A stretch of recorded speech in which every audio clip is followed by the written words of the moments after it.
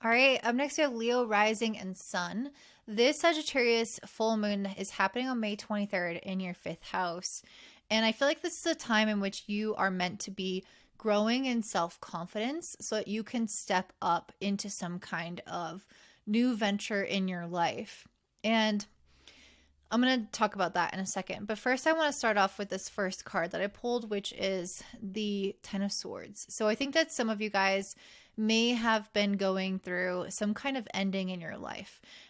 This could have already happened. This could be in process. But there's an idea here that there's something in your life that I think you may have been really attached to or identified with that gave you a lot of joy or made you feel a certain type of way that is ending. And I think that there is almost like this kind of rebirth or renewal after the ending that's happening here, where you are meant to be coming more into your own with this fifth house energy. So ultimately, it's like whatever was meant to leave our life is leaving our life. And then how do we rebuild ourselves once that has happened, once that has transpired? And that is, I think, the new era that you are stepping into. The ruler of this moon is Jupiter, and Jupiter is with Venus at 29 degrees of Taurus in your 10th house.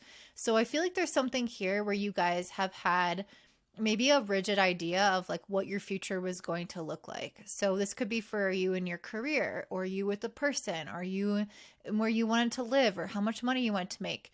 And you had this idea of what it was going to look like. And with this being at 29 degrees, there is a need for us to confront the fact that sometimes we need to let things go. Sometimes our manifestations can't happen as exactly as how we think that they're going to happen, and we need to adapt. We need to adjust and trust the abundance of the universe to provide for us what we need, as well as trust ourselves that we have the strength and the self-confidence to go after something that's more aligned with us, and to not take an ending or something not working out or not manifesting as how we thought as a sign that we're not going to have what we want, or that we're not good enough, or something of that nature, which your message kind of seems like a compilation of a few different other signs. So it's interesting. So ultimately with this, Jupiter and Venus at 29 Taurus in your 10th house, it's like we have to be able to know what we are committing to more fully in our future, and also what is clearly trying to leave, and be able to adjust and adapt and let those things go. So it's like a release and a commitment, and sending you in a more positive direction. I did pull the Empress and the King of Pentacles. So there is this heavy focus on abundance being available for you, that you guys are almost like in an energy of a manifester right now, if that's something that you're interested in. I also pulled this leadership. If some of you guys want, Jesus, I keep dropping my cards. If some of you guys want to be a leader or start something within a company, or level up in some ways in an existing business or career venture, or any kind of plan in your life where you're like, I want to level up, I want to be a leader in this, I want to take initiative with this, this is absolutely verified in the cards.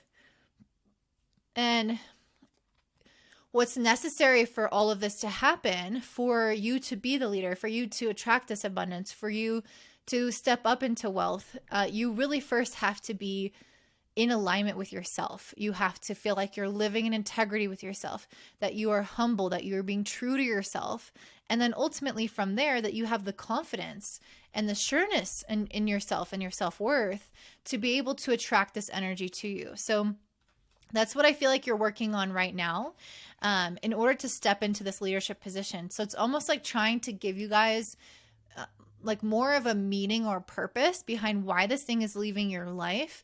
It's leaving your life because it wasn't in alignment. It wasn't meant for you in some kind of way. And now you are rebuilding yourself and moving towards a goal that is, that you can use whatever that energy you're dedicating to the thing that ended.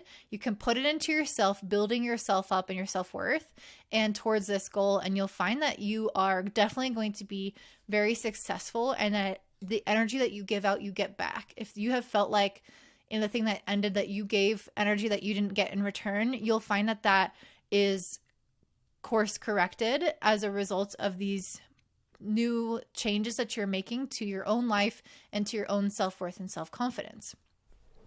I also see that you guys have Mars and Chiron and the North Node all conjunct in Aries in the 9th house.